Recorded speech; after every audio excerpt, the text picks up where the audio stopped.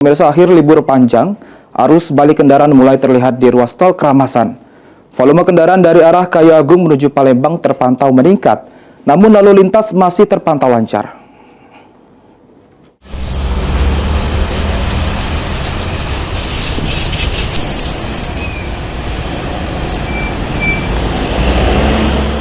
Di hari terakhir libur panjang, pantauan tim PAL TV pada Minggu 4 Januari 2025, arus balik mulai memadati lalu lintas ruas tol Kramasan dari arah Kayu Agung menuju Palembang.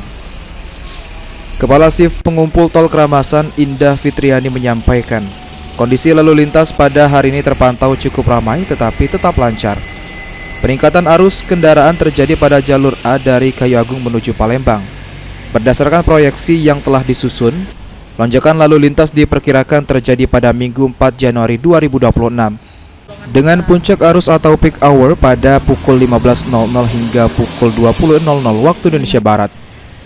Untuk mengantisipasi peningkatan tersebut, pengelola tol Kayu Agung Palembang menyiagakan petugas di lapangan serta menambah jumlah petugas pada jam puncak. Petugas membantu proses tapping kartu tol untuk mempercepat transaksi. Selain itu juga layanan mobile reader diterapkan dengan mendatangi langsung pengendara guna menjaga kelancaran arus kendaraan.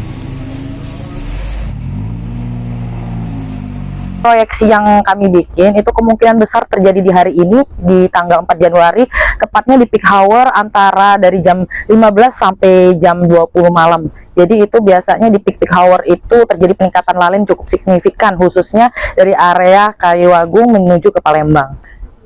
Kami yang pertama selalu menyiapkan petugas yang standby dan juga ada petugas satu penambahan di shift 2 nanti atau di peak hour tadi, di mana petugas yang berjaga di luar akan membantu tapping untuk membantu mempercepat kelancaran transaksi, dan juga kami akan melakukan MR atau mobile reader penjemputan bola transaksi.